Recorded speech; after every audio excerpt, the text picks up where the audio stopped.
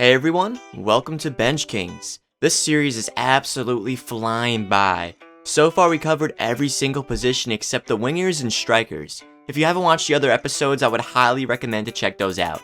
Anyways, today we'll be going over the wingers, and there is a lot of them. So sit back, relax, and enjoy the show. Our top dog, our Captain America, the number one man has got to be Christian Pulisic. Christian is arguably the most technically gifted American soccer player of all time. Yeah, I get it, he's having a down period right now. But you can't forget what he's done in the past.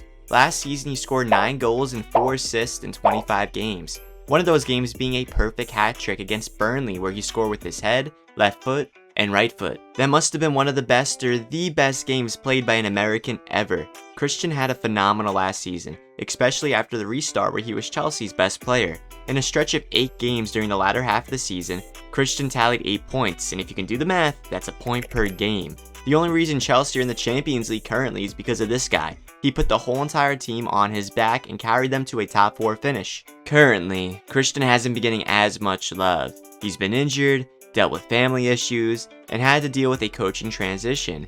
Christian will get his time though, so don't worry if Thomas Tuchel isn't playing him as much as of late. I'm expecting big things in the near future. Our number 2 man right behind Christian who has been absolutely tearing it up as of late is Timothy Weah. Like Christian, there was a time where Timothy was barely seeing any minutes. Now he's playing every game and is a vital part in that Lille squad that could potentially win the Ligue 1 trophy, beating the likes of star-studded squads PSG and Lyon. Coach Christophe Galtier has finally realized that Weah is a game changer. His speed and close concise touches are something out of a Mike Flanagan movie. Scary. Scarily good. The recently turned 21-year-old is in the form of his life, and he hasn't even reached his peak yet. It seems like the young man is scoring and contributing every other week for Lille, and recently he scored against Ajax in the first leg. Unfortunately though, his team did not advance out of that series, but not due to Weah as he played fantastic in both legs. Weah is clearly a special player, and I think now people are starting to see that. Let's hope that Weah ends up like his father, George Weah, an absolute baller and a world leader. After Timothy Weah, the next players are still going to be in order of depth, but very loosely. Jordan Morris is the next man up. Jordan does not get the respect he deserves, especially in the US men's national team community. He's a solid player to have. It really is a shame that he recently tore his ACL again for the second time with Swansea. It seemed like too he was on the cusp of breaking into that squad, but sadly all that came to an end. Maybe in the end it was best that he stayed with his dog back in Seattle, cause in Seattle is where he truly shined. Last season he put up MVP-like numbers and scored 10 goals while also tallying 8 assists. He placed 4th in the MVP voting and looked just as good with the US men's national team as he did with Seattle. Jordan was firing on all fronts. He's quick, strong, and in his last couple of seasons has worked on his finishing immensely. The only gripe I have with Jordan is his weak foot. He is a very one-footed player, and his left foot might as well be useless.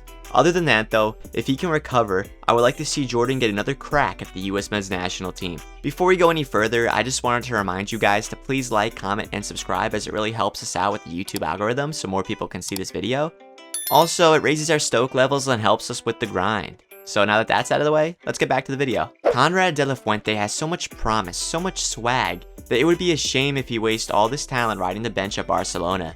For the short amount of time we saw him play with the first team in the Champions League, he looked good, albeit he was a little timid, but that's to be expected from a 19-year-old playing on the world stage. Recently, Konrad's been demoted to the B team, where at least he's seeing some game time. He starts every game and puts in some solid performances, or so I think from watching the highlights. He's got that flair about him that reminds me of Jadon Sancho. He likes taking on players with feints and makes dribbling look easy. I think the next best move for Konrad is to go on loan and test his skills elsewhere in the top flight for a decent mid-table team. Look at Chris Richards. Ever since being loaned out to Hoffenheim, he has come into his own. I think Konrad could do the same. Keep your faith in this kid. He could very well become a star. Uli Lanez is also star material like a supernova ready to explode. The 19-year-old is currently playing for Heerenveen in the Eredivisie on loan from Wolfsburg. Currently he did suffer a knock, so he hasn't played a game in quite a while, but when he was playing, especially in the few games we saw in the US men's national team sweater, he looked good. I was surprised in the win against Costa Rica that Lanez stepped up to take the penalty and bury it. That just shows you the trust that the squad has in this player to deliver under pressure. Although not the fastest, Lanez brings creativity and masterful agility to his game. His low center of gravity gives him the ability to change directions very quickly, and he can pick a pass from virtually anywhere. If he can recover from his injury and work his way back into the Heerenveen squad, then I could see him getting some time with the States. Tyler Boyd, remember him? Not too long ago, people were hailing him as the chosen winger, our savior. Lately though, he just hasn't been up to snuff. The Besiktas man has recently been loaned out to fellow Turkish side Sivasspor. So far, he is still trying to break into the squad. He's getting some minutes with them but has yet to score a goal or assist. Thankfully, he still is only 26, so he has more than enough time to find his feet. If he can show that original promise like he did during the Gold Cup, then we can definitely see him work his way back into the squad. I still haven't given up on him, and you shouldn't either. My boy Johnny Liu was turning some heads during that Trinidad stomping. Yes, I know it was Trinidad, but he played great out there. In my opinion, that may be a little bit biased as I am an NYCFC fan, I think Jonathan is one of the most underrated players in the pool. With NYCFC, he was amazing coming off the bench, and I'm still pretty upset that we ever let him go. At one point, he was pinned up to be the next Jack Harrison, but of course, we gave him away. In his new location, Colorado, he has made a home for himself, scoring 10 goals and 3 assists in 2 seasons. These stats may not look impressive at first, but he played minimal minutes over the course of his Rapids career. Honestly, I still don't fully understand why he isn't a full-fledged starter. He puts up the numbers and rarely has a bad game. His pace and fearlessness to take on players is what the US men's national team needs in the future. Chris Mueller is a player that has caught a lot of attention as of late. He had a breakout season with Orlando last year, scoring 10 goals and 7 assists, and was one of the main reasons why they were MLS Cup title contenders. Because of these outstanding numbers, Chris recently earned his first cap with the US men's national team against El Salvador, where he scored 2 goals and an assist. Big boy numbers. Chris is getting older though. He'll be turning 25 in August, so I would like to see him move abroad in the near future, maybe after this upcoming MLS season. I think he could thrive in Europe. He's fearless, has a nice shot on him, and is strong. Besides these strengths, there are some weaknesses that I do see in his game though. His 1v1 ability could be better, as well as his technical ability being dribbling and his first touch. If he can improve these things, we might be seeing him more often for the red, white, and blue. If you want a reliable, consistent player in your squad, Paul Areola is the man to have. With DC United, he hasn't had a bad season. Although not the most skillful, Paul is a workhorse who will put it all on the line game in and game out. Not only that, but he's a counterattack threat. If we choose to play that style, Areola could be of good use. Currently, Areola has been loaned out to Swansea, but has not been seeing that much game time. In the 4 eligible games that he could have played in, he was benched for 2, and in the others subbed on in the dying minutes of the game. If he can break into that potential promotion level Swansea squad, then he can do anything. Jeremy Bobassi had a great last season, scoring 9 goals and 3 assists. Even though Jeremy can also play center forward, I decided to add him in here just cause. With Portland last season, we saw the 24-year-old play in both positions somewhat equally. Is he a natural winger? Maybe not.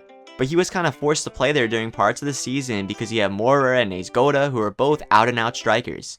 Despite this, Bobassi has played well in the wings. He's great at winning aerial duels and has a very nice finish on him as well, especially on direct free kicks. If Bobassi keeps revolutionizing his game, we may see him play a bigger role with the US of A. Like many of the other players on this list, Benji Michelle also had a breakout season last year. Benji Michelle is a homegrown who plays for Orlando City and is still only 23 years of age. Benji's value skyrocketed last season, as we saw him go from a rotational player to a key component in that Purple Lion squad.